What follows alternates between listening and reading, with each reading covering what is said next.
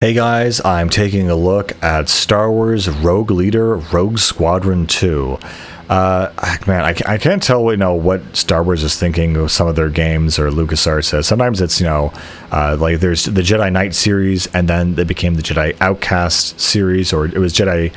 There was Dark Forces, and then Jedi Knight 2, and so I don't know if this was Jedi Knight or Jedi or Rogue Squadron or Rogue Leader first, but in either way, this is a really sick game. I really enjoy this game for a bunch of reasons. One, that you get a series of, I would say peak Star Wars different crafts just to maneuver. This is just focusing on basically dogfighting and the space combat aspect of the Star Wars universe, which is really fun and really cool.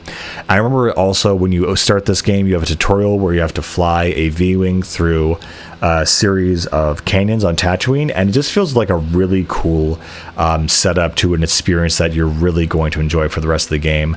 And so throughout the game, of course, you get the famous X-Wing, B-Wing, A-Wing, Y-Wing, all sort of the classic fighters that you would expect from the Star Wars universe. They're all here, at least for the original trilogy, obviously.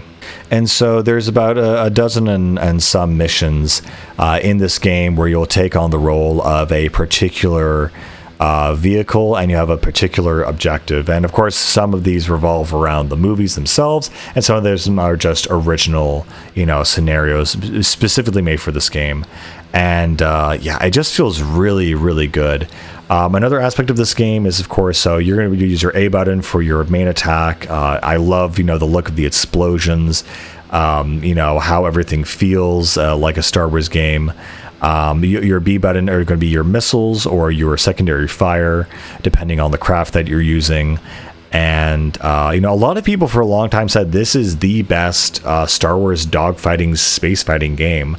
I would say that Battlefront came pretty close in terms of its own space combat, which is like just one component of their game. I thought it was pretty decent, pretty good, but I'd say this one beats it just a little bit more, just by how fun it is and how focused it is on the space combat. There are like a new EA games like Star Wars Squadron, which try to do the same thing, but I found it to be really boring for some reason. I don't know why. Like, of all the things, I thought it might be like a fun thing, or maybe a little too streamlined, but it actually felt kind of boring. I know, it was a weird feeling.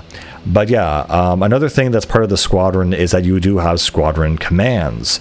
So you have, on the D-pad, you can say, okay, focus on the TIE fighters, regroup on me, go your separate ways and just take out as many guys as you can, or focus on this one target. And, you have the basic things like, you have the, your shield, your health, below your shield, your rockets, and the ability to boost and go into flight mode when you need to close the gap between like a carrier or another ship and yourself. And so again, I know this game reminds me a little bit of like Ace Combat, but much faster. And I think that's what it is. It's the speed that this game is running at that makes it very unique and just a lot of fun, honestly. Also, the sound effects, the classic Star Wars songs, they're all here, and they just make everything feel really good. The ability to attack, carrier ships, have dogfights with smaller TIE fighters. The fact that most things go down in just a couple of hits feels, really good, makes you feel really powerful. And yeah, this game is just like, hey, we are doing Star Wars space combat in the golden age of Star Wars, and you are not stopping us. And I'm just like, all right, let's go, let's do it. You also do certain maneuvers like loop-de-loops, and, when you reach the edge of the map. So this is, I know, it's very similar, I guess, in a way to Star Fox, I guess.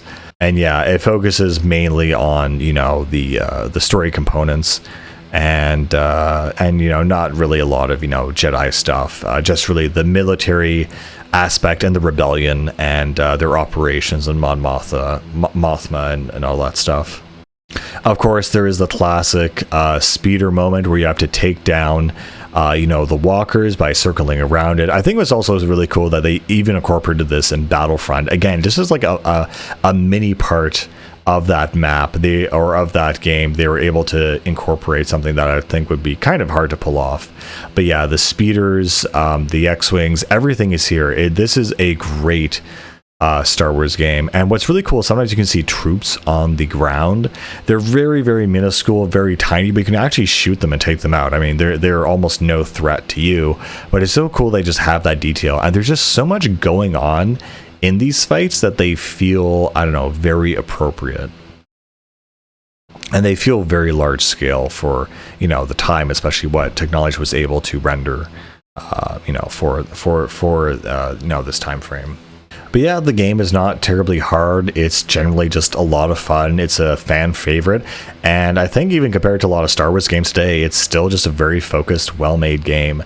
Again, the only issue is that it doesn't tell a very compelling story. You know, this is based in the Star Wars universe, but it's very much just based on gameplay and combat and just how cool and how fun can we make this game, not, you know, whether or not it's you know, telling a new original story in the Star Wars universe. Is definitely not doing that. But yeah, despite all that, it's still a generally very fun game and very cool to play. So yeah, there it is. I'll see you later, guys.